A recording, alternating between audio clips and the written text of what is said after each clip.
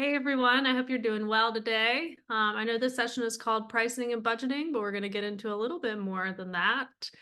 If you have any questions at any point, I'll be on my screen, so it gets a little bit difficult for me, but if you put it in the chat and it's something urgent, Carol or Hessa will let me know. And after each section that we go through, I'll have a little chance there for us to get into Q&A. These slides will be sent out after the presentation in a couple days with the recording. And if you need my email or anything from there, it's on this slide, but we can also put it in the chat at the end if you have any specific questions. And I have a lot of links in this presentation today so that you can go through a bunch of the worksheets that we have. So just a reminder, this is the second of 5 workshops that we have. Today we're talking about pricing and budgeting, among a few other things. Next week we'll talk about risk management and insurance with Dr. Andrew Brannon. The following week we'll have community involvement and marketing with Dr. Carol Klein, who's on here, and Erica from the North Carolina Department of Ag. And then we'll wrap it up on May 14th with me again and hopefully some special guests. So, like I said, we're going to talk a little bit more besides just pricing and budgeting. If you were on last week, I kind of teased that we were going to talk a little bit about goal setting because I think it's really important for thinking about pricing and budgeting. Then we'll go into general business concepts and thinking about how to develop a business concept and what sort of thoughts need to be put into that process. And then finally, we'll get to those financial decisions. I'll talk about different considerations to include there, and then I'll give some examples from North Carolina agritourism farms on how they decided on their pricing or things around their pricing and ticketing options that they have. So with that, we'll get started. So I wanted to just put this in here as a reminder of what we mean when we say agritourism. It's a farming related experience that's enjoyed on a working farm or other agricultural setting for entertainment or educational purposes. So that real working farm is an important component, open to the general public, offering that opportunity for folks to come, having that recreational, entertainment, or educational experience. It doesn't have to necessarily be a hands-on farm experience, and it should add some sort of value to the overall farming operation. We went over this a lot more in depth last week, but I always like to make sure we're all on the same page before I say agritourism 50,000 times throughout this presentation. So I didn't include this last week. I kept going back and forth on it, but this is a worksheet that will be linked with the other resources from this project. It's an agritourism self-assessment, so it's a way for you to really think about what sorts of things are needed as someone who hosts tourists on their farm or people on their farm. So if you are working on this with a partner, having them fill it out, seeing if there's a way that y'all complement each other. We can't all be good at everything. So figuring out perhaps areas that we could use a little bit of help here, but it includes things. I typed these out because the font's really small on that worksheet, just to give some examples of I relate well with others and ranking this from agree to disagree.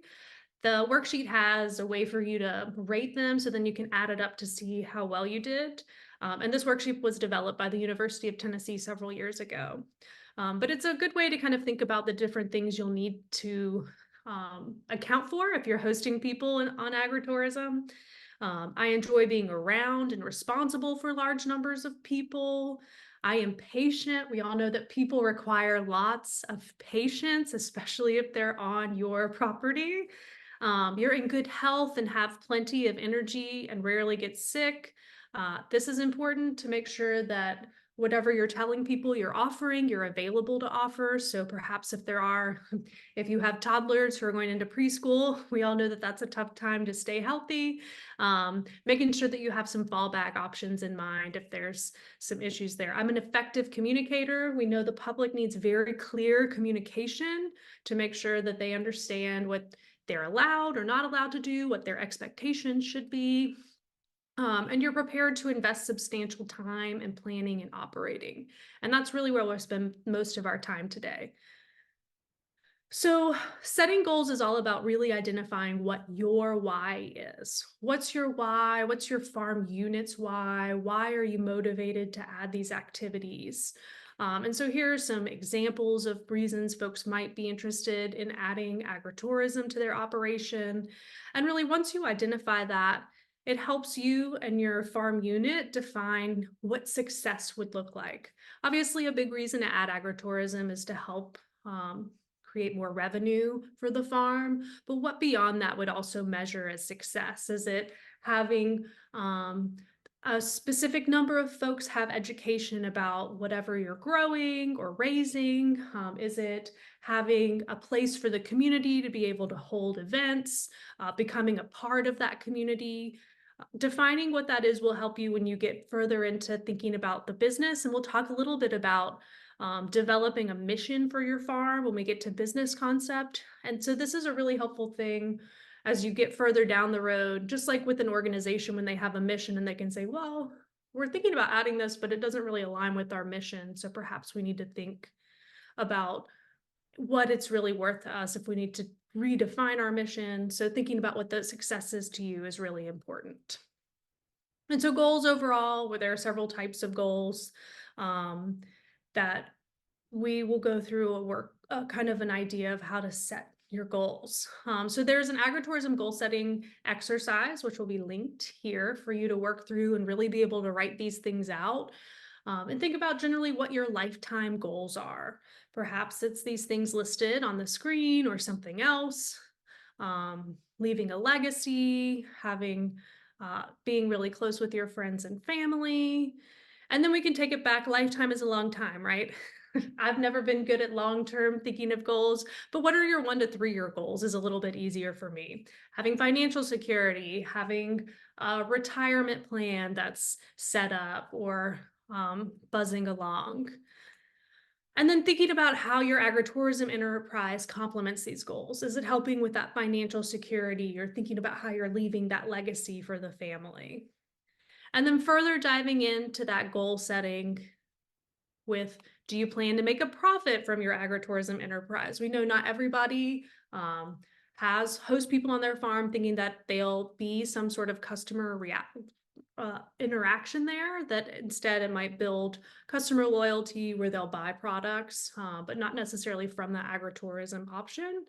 But if you are thinking that profit is what you want from this agritourism enterprise, when are you expecting to make that profit? Being really honest about whether or not you have to invest a lot and perhaps not make a lot that first year, but maybe by year 3, you're breaking even or finally making that profit is important when you're thinking about these goals. If your agritourism enterprise is supplementary or complementary, how do you intend to successfully operate both? When we get to our financial decisions part, we'll have a worksheet to really talk a little bit more about this and think about what that will look like and lay out how you'll divide those duties.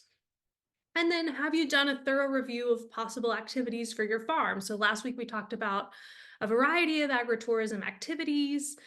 So looking through to see which ones your farm might be a good fit for, looking at that list and maybe thinking about which ones call to you the most, which ones excite you when you think about adding them, and then maybe whittling down that list a little bit more of what is the most applicable for what your situation is right now. And then have you visited agritourism operations both in and outside of your region? In your region is good to know what your competitive set is. We'll talk more about that in a little bit. And to figure out how you can create your own unique experiences. Perhaps this is something you think about with that list that we just mentioned. And then outside of your region is great to talk with those operators about how they got started, questions that you might have. The North Carolina Agritourism Networking Association has a tour every year that they put on. It's a great opportunity to tour a farm with other folks that offer agritourism and just kind of spur a lot of ideas and ask all the questions that you might have, and have a bunch of different farms that you can go to in other areas as an option. So this was my shortest section of setting goals. I didn't want us to keep us there too long, but I wanted to check before we move on to business concepts to see if there were any questions. And then, like I mentioned, Linked when you get this presentation, and this portion will be that agritourism self-assessment and the goal setting worksheet. All right, so we'll go on. If something comes up, folks will be around monitoring. So now we're going to go into that business concept. And so we'll talk a little bit about the elevator speech and mission worksheet, but really we're going to focus on the business concept here.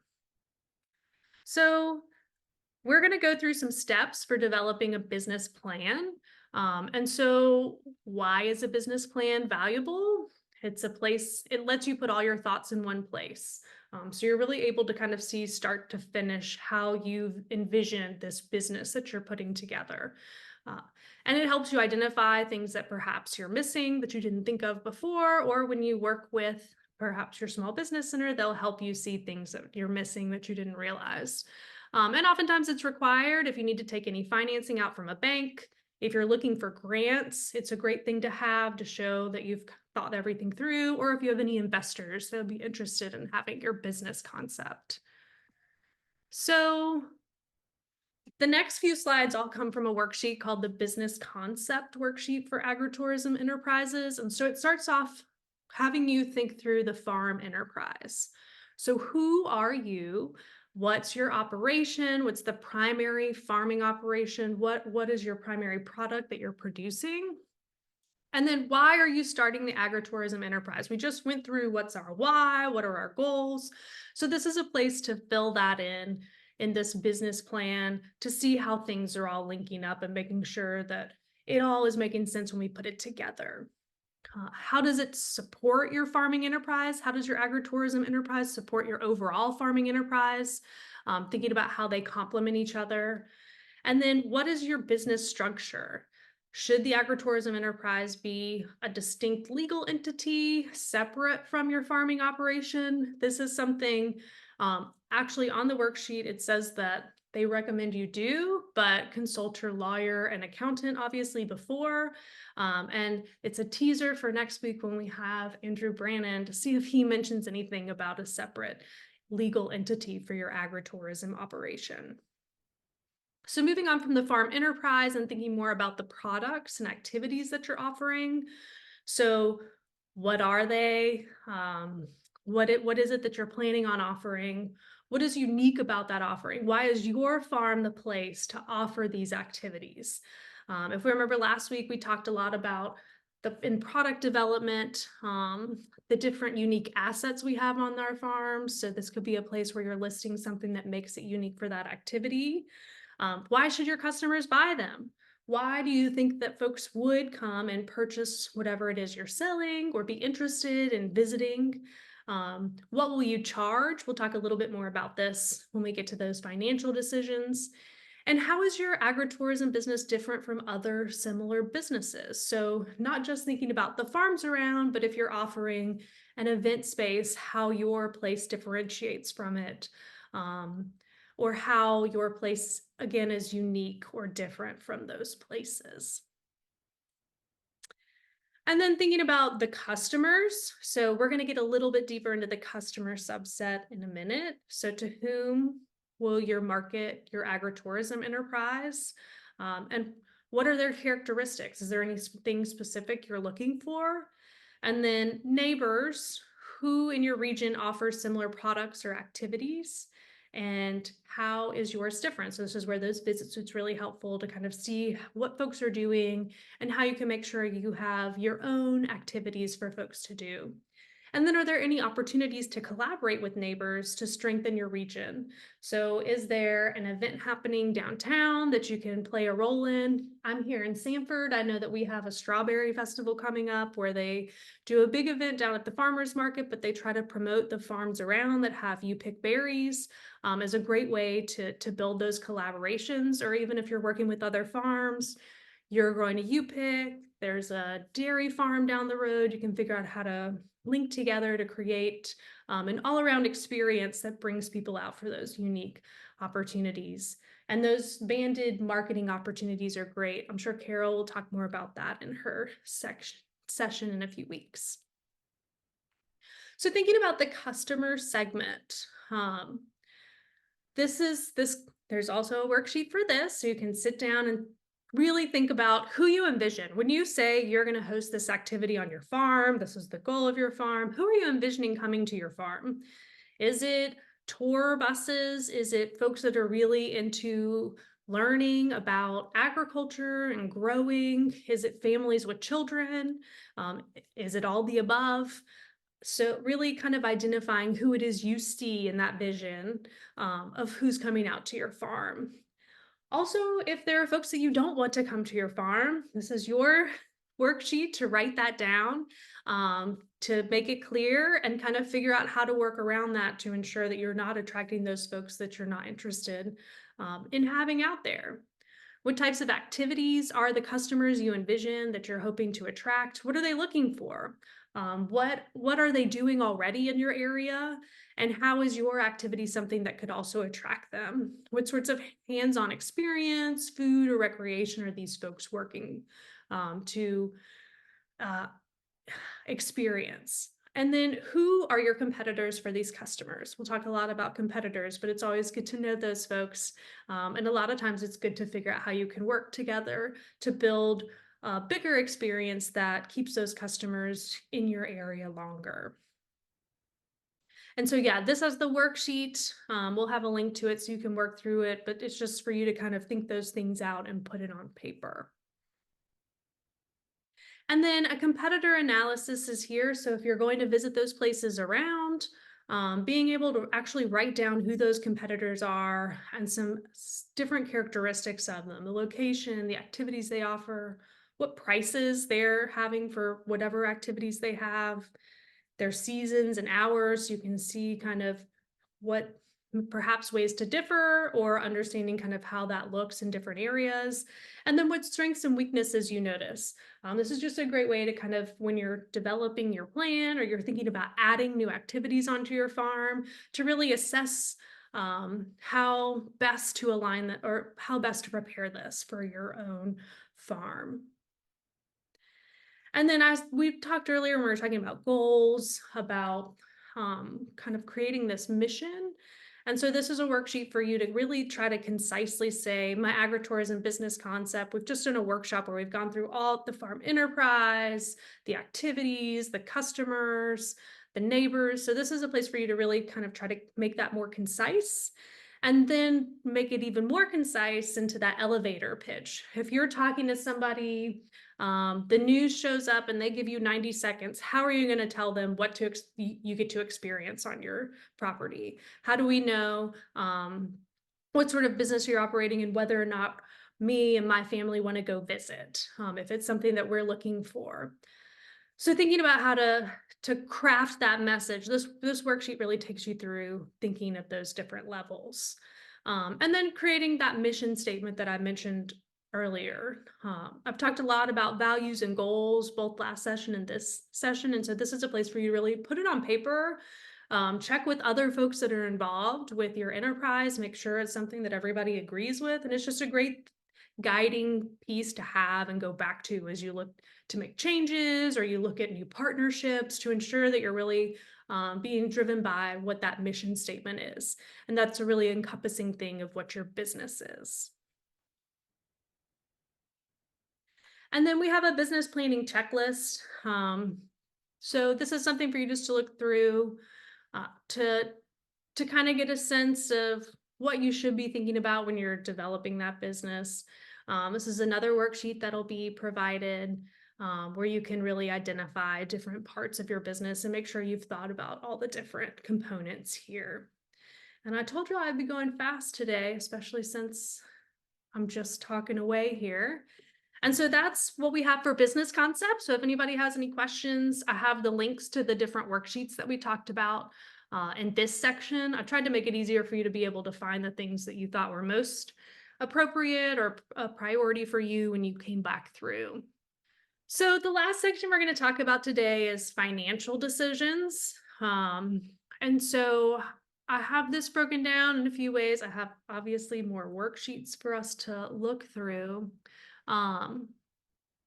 But before we get started with that, I wanted to make sure that everybody is aware of the North Carolina Small Business Centers. They're a fantastic resources a resource. They host webinars like this one, others that are definitely more focused on developing business.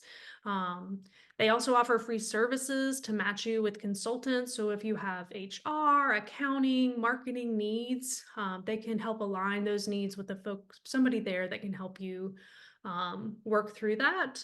And they can do monthly meetings or kind of as needed meetings based off of whatever it is that you're looking for. But all these worksheets that I have, especially with those business concepts, taking that in, um, helping them understand what your business looks like, what sort of questions you have, is really helps those meetings be successful.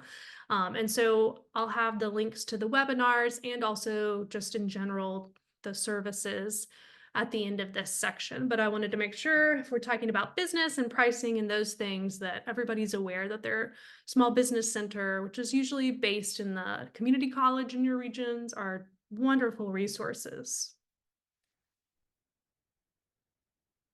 So the first thing we wanted to talk about is time and labor resources. So we talked earlier about thinking about what you're able to do. And so this is a worksheet for you to really sit down and identify the work you currently do on your farming operation. Consider those tasks you do, consider them month by month. Obviously, there are months where there's much more happening. If you're growing berries, you have your months where you're much busier. And so being able to really put this on paper to see how it looks. And then in the bottom part, looking at the what you will need to do month to month for your agritourism activities. So really kind of writing down those activities and understanding what those tasks are. So if you're looking at some fall activities, so perhaps a pumpkin patch, really thinking about all of the different time that needs to go in that, looking at how it compares to your time on the farm on what you're already doing, and then assessing, is this something you legitimately have time to do yourself? Is there something else that we need to be thinking about with hiring more people, or perhaps there's a way to work with the high school or something? So thinking about what realistically you and the others on your farming operation are capable of. So there's a fact sheet that's linked in here that goes through really a whole variety of information about agritourism on small farms. And so this is a spreadsheet they put together to just kind of show pricing comparisons or profit comparisons of 3 different agritourism enterprises. And so the first one that they thought about was the corn maze as a fall event. And so what they looked at was, well, these fall events, corn mazes are not as high investment. If we remember last week, I had that scale of low investment, high investment. Corn mazes aren't the highest. Thinking about the amount of hours, now we've worked on our previous worksheets, we know how many hours we're going to put in to this corn maze, and then thinking about what our potential profit is after we take out, okay, what was the seed, the labor, perhaps we're going to have pumpkins that we're not going to grow, so we have to purchase those, and then what that profit would be after all of that. And so this kind of just is a way to help think about the projection throughout in 5 years, and thinking about what the owner specifically needs to take home from that in order to continue to be viable, essentially. So what's necessary for you? And so here we can see a pretty steady projection that this person declared, thinking about how this would look on their business in 5 years. So camps and classes, education was the second type of agritourism enterprise they focused on, and camps and classes was what they identified. These typically have pretty low investment rates.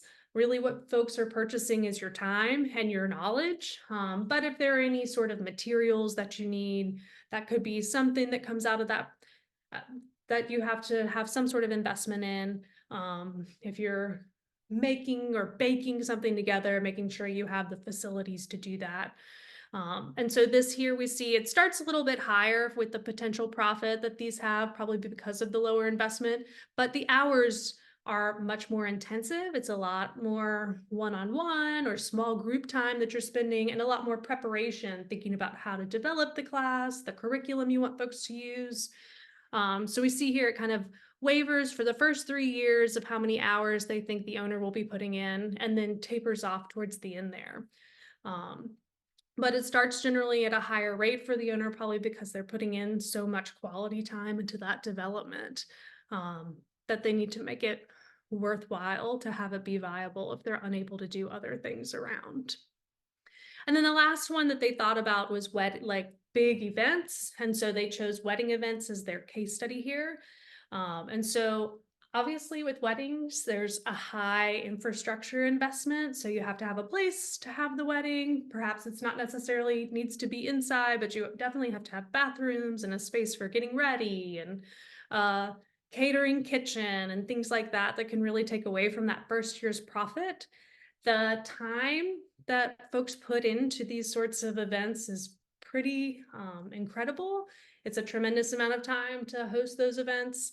And so these folks recognized in their first year that they weren't going to make a profit and that it was going to be at the expense of the owner, but they quickly could make a profit within that first 5 years. So these are just kind of examples they put down on this case study here that we can read more about in the fact sheet. And then, so yeah, I just wanted to lay this out for folks to be able to see kind of how this would look in the future. So this, I didn't really know where to put this, but I wanted to include it. I'm a very visual learner. And so obviously, if you're adding agritourism to your current farming operations, you have other things happening there. So one of the worksheets we're providing is a farm map. Now, I know that not all farms are laid out in perfect rectangles, but you can make this work however it fits, make those squares whatever sort of unit you want. And then physically kind of marking how the farm looks, how those agritourism activities fit, how they might affect your property, thinking about the flow of traffic. It could also be a good place to map some areas of concern, like if you have any water bodies that you don't want people going near or things that could be of danger, thinking about where those are on your property and just having that map for you and the folks that work, and also probably for your lawyers and insurance folks to have a sense of kind of how these things are laid out. And then taking that map and kind of taking it a step further with the land and property evaluation. So kind of assessing how many acres do we have, where on our property, and what is it being used for? This much is in production of this. This much is in conservation of this.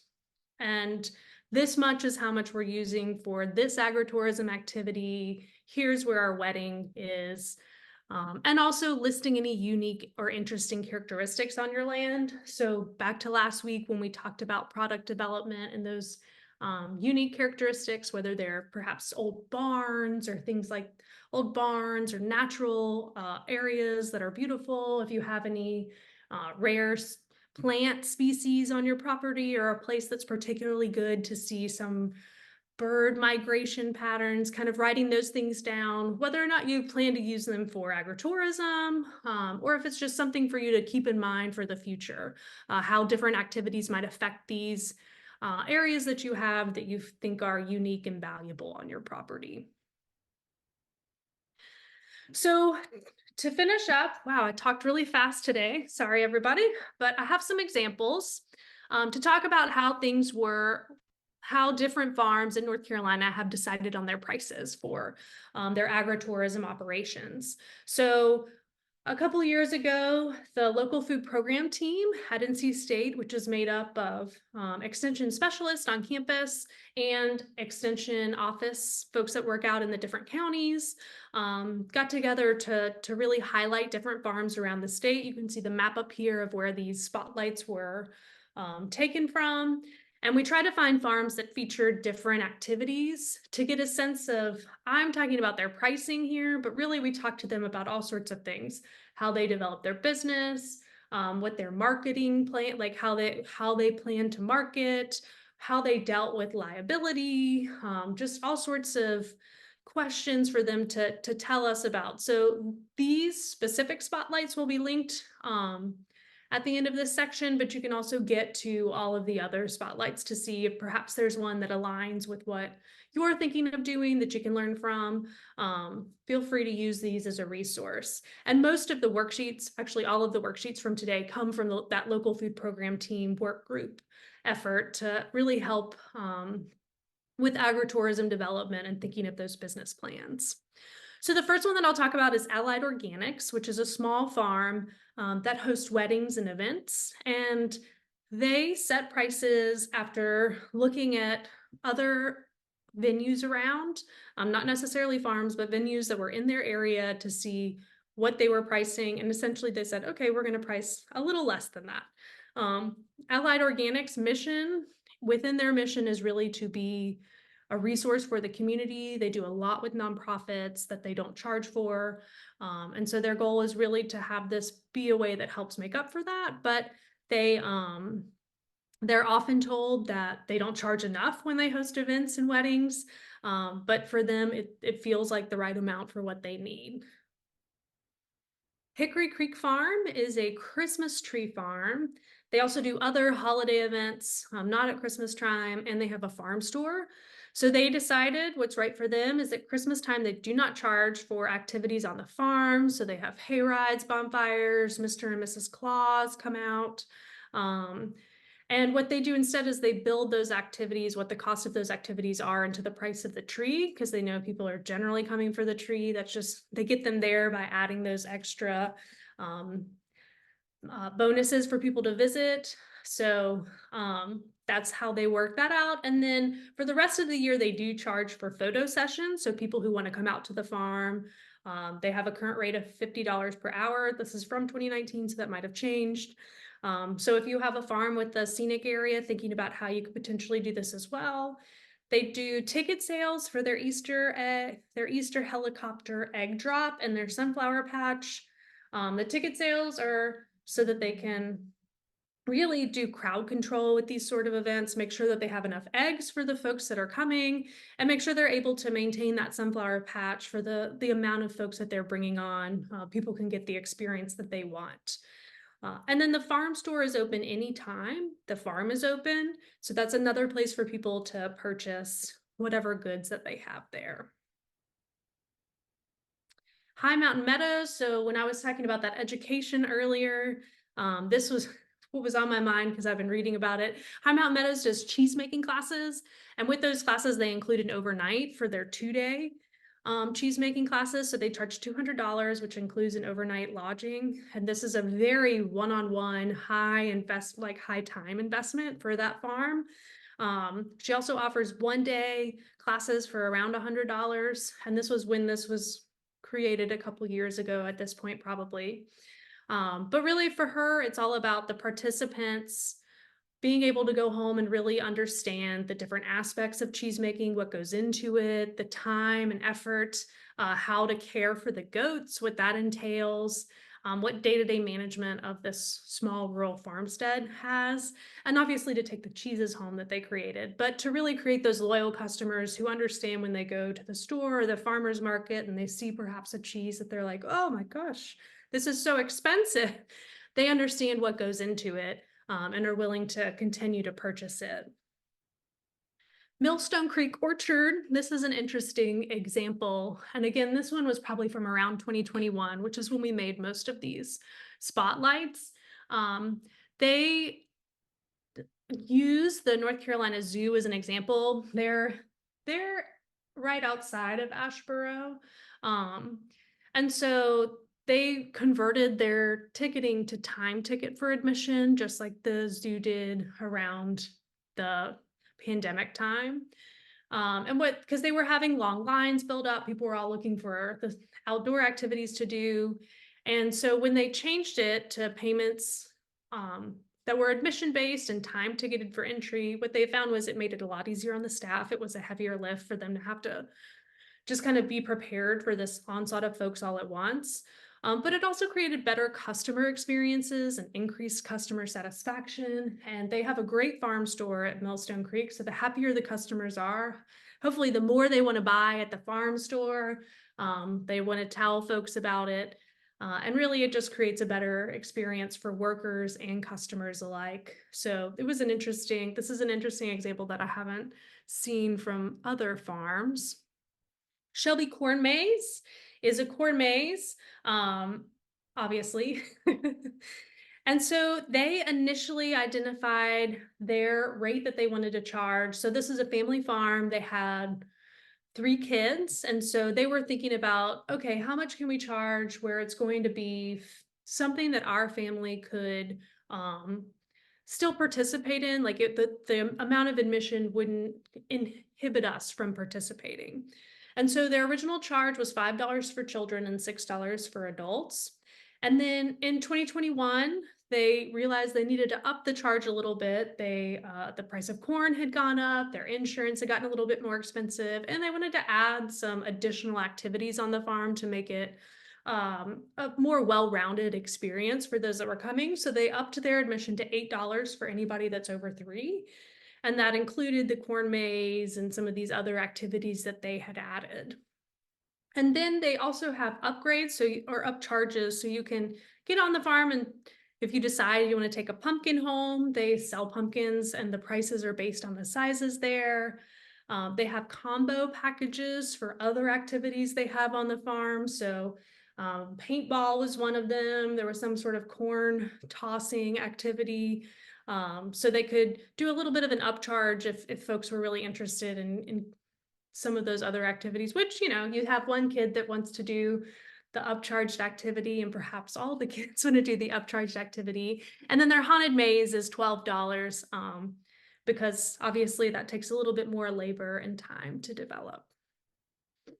And then this is the last example that I have, Buffalo Baker Creek Vineyards. I know last week there were a couple folks that were either interested in wineries or had a winery, so I wanted to include them, even though most of their pricing information is about their weddings. So they host weddings and retreats. So they are similar to Allied Organic. They went around and compared rates of other venues in the region. And one thing that they did that was really great was they started marketing their wedding option before they opened. They really got the word out. They hosted people to see what it looked like.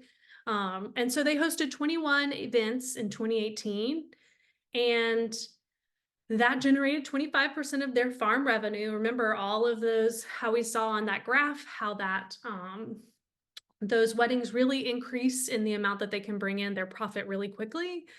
But they also realized that it's a tremendous amount of work and stress. They realized the amount of time they were putting towards that was taking away from others, so they refocused to be a retreat destination. Buffalo Baker Creek Vineyard is in Cleveland County, I believe, and so they're close. They're Charlotte proximate, so figuring out a way that they could be a place that folks in the metro region would want to come to have that like nice agricultural, peaceful place to visit.